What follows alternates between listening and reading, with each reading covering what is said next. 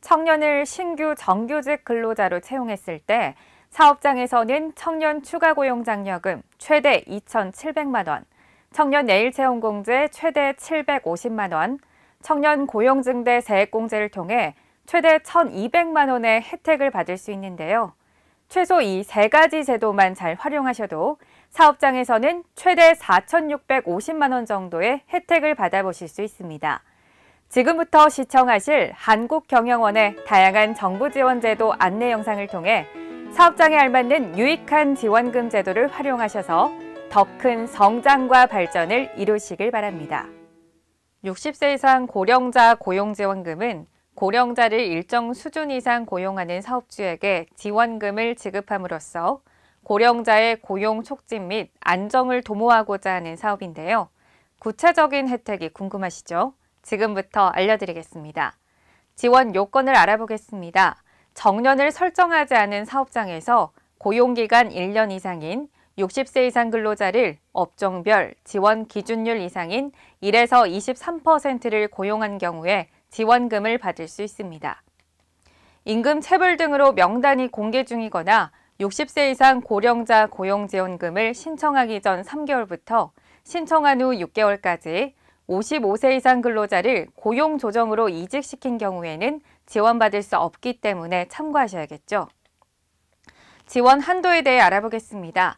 현재 기준 고용률 초과 인원 1인당 분기별로 24만 원을 지원하고 있는데요.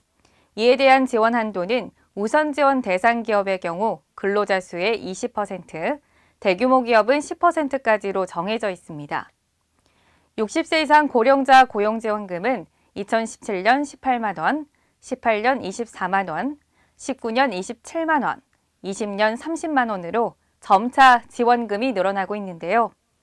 예를 들어 사업장 내에 2017년 1월부터 2018년 1월까지 근로한 만 60세 이상 근로자가 1명 이상 있다면 2018년에 해당 사업장이 받을 수 있는 지원금은 24만 원에 4분기를 곱한 금액인 96만 원이 되겠죠.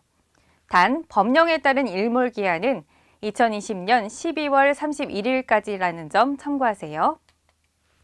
과연 60세 이상 고령자 고용지원금은 일자리 안정자금과 중복 적용이 될까요? 결론부터 말씀드리면 두 지원금은 중복해서 받을 수 없습니다. 따라서 두 가지 지원금 모두 대상이 되는 근로자라면 지원금이 더 큰 일자리 안정자금을 신청하는 것이 효율적입니다. 지금까지 60세 이상 고령자 지원금에 대해 알아보았는데요. 올해부터 지원 금액이 상승되고 2020년까지 지원 기간이 연장된 만큼 사업주께서는 지원 요건을 잘 확인하셔서 혜택을 받아보시길 바랍니다. 한국경영원은 1998년부터 약 20여 년간 보험 사무대행 기관을 운영하고 있으며 현재 전국 1위, 전국 최대 규모의 보험 사무대행 기관입니다. 2018년 8월 기준 38,568개 사업장에 4대 보험 업무를 위탁받아 처리하고 있습니다. 한국경영원에 위탁하시면 전문 사회보험사와의 1:1 상담을 통해 4대 보험을 체계적으로 관리하실 수 있으며 정부 지원금 제도에 대해 안내받으실 수 있습니다. 특히 30인 미만 사업장은 무료로 대행하실 수 있습니다. 그럼 다음 이 시간에는 청년 추가 고용 세액 공제에 대한 내용으로 찾아뵙겠습니다. 아래쪽의 구독을 클릭하셔서 사업장의 유익한 정부 지원 제도에 대해 계속해서 시청해 보시길 바랍니다.